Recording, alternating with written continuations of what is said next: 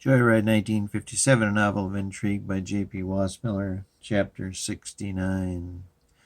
Once in the oar, he made a small circular incision over the right parietal or lateral skull.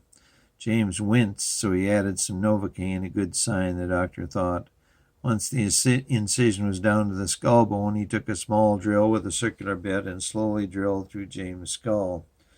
Once through the skull, a fair amount of blood came oozing out. He took a suction device and suctioned away all the blood. It was then that he could see the tiny skull fracture across the middle meningeal artery.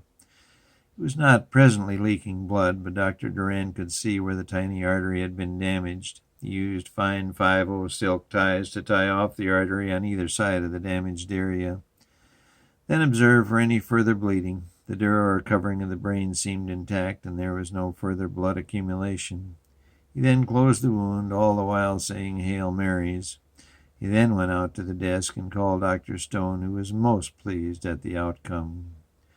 Dr. Duran, the patient is still unconscious but stable. I should be done with my shift in an hour. I will come by for a drink later, the thin, dark-haired nurse said, with one hand on the doctor's shoulder.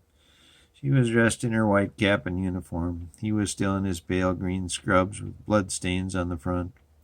He squeezed her hand, then got up to talk to Misty about James' condition. "Are you James' friend?" Dr. Duran asked. "Yes, Misty. How is he?" Misty asked, her name belying her eyes. "He did well. There was a little crack in the skull that could not be seen on X-ray. I controlled all the bleeding, and he is stable. Is he awake? Can I see him?" "He's not conscious. I'm not sure when that will happen. Normally it takes a few hours, but he has had a major injury. He might not come out of it?" Misty said, her voice cracking. The doctor nodded.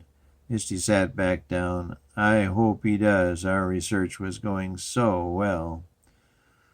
"I hope so as well," the doctor said, sounding as hopeful as he could. He now was noticing the spectacular body of Misty.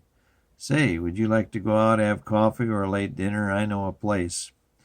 "Thanks, but I'm staying with the governor," Misty said. "We were met at the bus by his limousine. I'm sure it's gone now." "Well, let me drive you. I'm off duty now, and I can take care of the governor and his family." Aren't they on vacation?" "San Diego, I think," she said. His wife, Dr. Duran, said. "That would be great," Misty said. "My car is just out back," Dr. Duran said, taking Misty by the arm.